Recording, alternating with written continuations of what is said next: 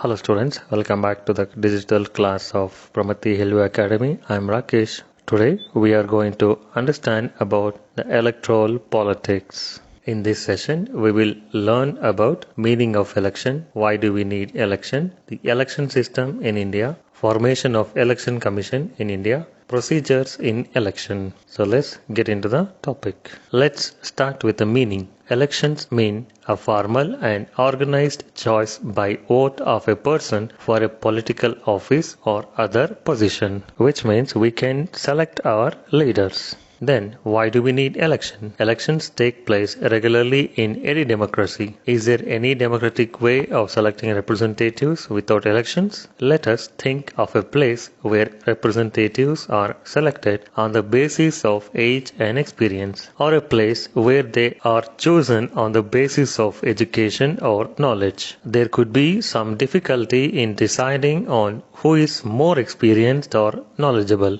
This requires method by which people can choose the representatives at regular intervals and change them if they wish to do so. This method is called election. Therefore, elections are considered essential in our times for any representative democracy. In an election, the voters make many choices, like they can choose who will make laws for them, they can choose who will form the government and take major decisions, they can choose the party whose policies will guide the government and law making.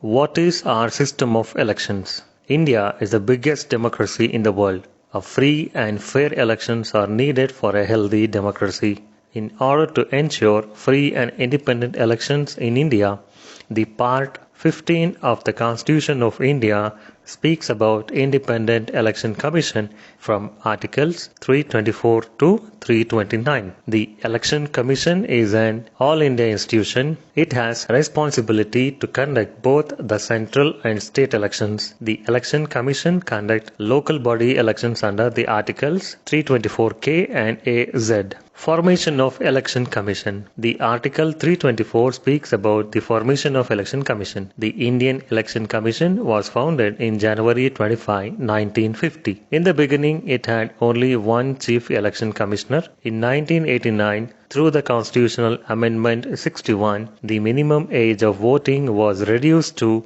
18 years from 21 years. This increased the work pressure of the Commission. Hence, along with the Chief Election Commissioner, two more election commissioners were appointed. The President appoints the election commissioners. Their tenure is for 6 years or the completion of 65 years of age, whichever is earlier. They can tender resignation at any given time. The Parliament can impeach them on the grounds of incompetency, unconstitutional behaviors. The Election Commission conducts the election of President, Vice President, Rajya Sabha, Lok Sabha, Vidhan Parishad and Vidhan Sabha. It has absolute powers to declare the dates of election, declaration of the results and during the entire duration of election. This duration is called as period of model code of conduct. The Election Commission has no employees of its own to conduct elections. So it appoints the government employees for this work with the approval of the President. The State Election Commission conducts the election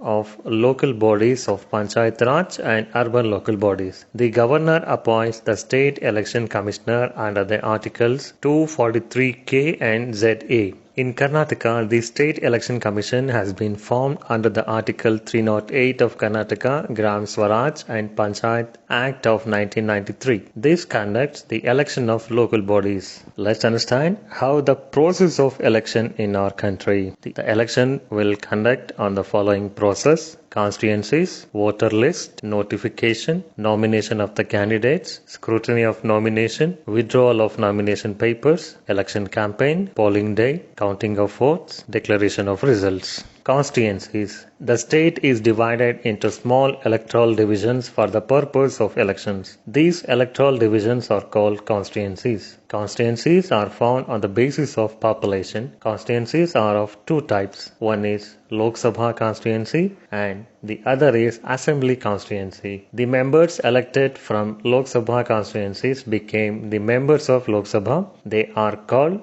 members of parliament or MPs. Similarly, the members elected from assembly constituencies become the members of state legislative assemblies and they are called members of legislative assembly or MLAs. In both these constituencies, reservation is provided to scheduled caste and scheduled tribes. These are called reserved constituencies. Voters list. The voter list is a list which contains the names and certain other details of the voters. It is also called the electoral roll. The electoral roll is prepared by the Election Commission much before the elections. Electoral roll revised every year. At the time of revision of the names of those who have attained the age of 18 are included and the names of dead are deleted. The electoral photo identity cards, which means the EPIC. Electoral roll helps the polling officials to identify the voters.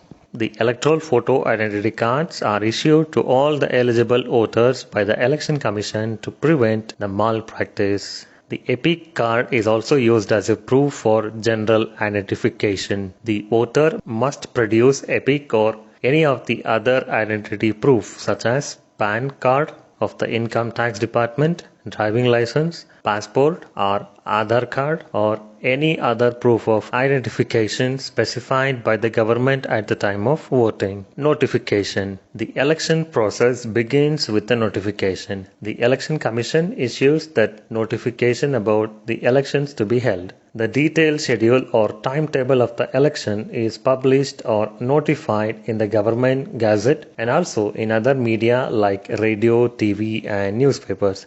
Nomination of the candidates. As ours is a representative democracy, people have the right to elect and right to contest. The candidates who wish to contest the election must fulfill certain conditions and file their nomination papers before the authority appointed for the purpose. Candidates must deposit certain amount of money as security deposit along with their nomination papers. The political parties choose the candidates represent the party. The authorization given by the political party to contest the election is termed as party ticket. The contestant getting the party tickets have the advantages of using the party symbol and the party support in the campaign. Many of time, the party ticket proves beneficial to secure good number of votes from voters who owe allegiance to a political party. The contestants who are not identified with any political party are called independent candidates. Such independent candidates are allotted symbols by the Election Commission itself. Scrutiny of nomination. The nomination papers filled by the candidates are scrutinized by the appointed authority. After scrutiny, the names of eligible and also the rejected candidates are announced. Withdrawal of nomination papers. After the announcement of the list, the eligible candidates are given time limit to withdraw their nominations if they desire so. Election campaign. The election campaign starts after the announcement of final list of the candidates. The campaign must end 48 hours before the closure of election. During the election, the political parties announce several policies and programs and promise the people to fulfill those if voted to power. Such kind of promise are given in the election manifesto. Public meetings, door-to-door campaigns, banners, cutouts, posters, pamphlets, flag and catchy slogans are common during propaganda. Some of the best example of catchy slogans during elections. In 1971 Lok Sabha election, Congress party led by Indira Gandhi gave the slogan of Garibi Hatao, which means remove poverty. In 1977, Save Democracy. This was a slogan given by Janata Party. In 1977, land to the tiller. This was the statement in the election of West Bengal Assembly. 2014 Lok Sabha election, BJP went to election with the slogan as Ab ki baar Modi Sarkar. Polling day. Polling day is the day of voting or day of election. On the polling day, the voters go to the assigned polling booths to vote. Polling booth is a place of voting. Polling officials were appointed to manage the polling booths. In the polling booths, ballot papers are provided to the voters to cast their votes. Ballot papers contain the names of the contestants and the election symbols allotted to them. The election symbols help the illiterate masses and also others to identify the candidates. But now the ballot papers was replaced with the EVM, means electronic voting machine. Counting of votes. Counting of votes is done at the counting centers by the counting officials in the presence of candidates and their agents. Counting of votes has become easier and quick with the introduction of electronic voting machines. Under certain special circumstances, recounting is permitted. In case of any disputes, the candidates can approach the court of law. Returning officer declares the results at the end of counting.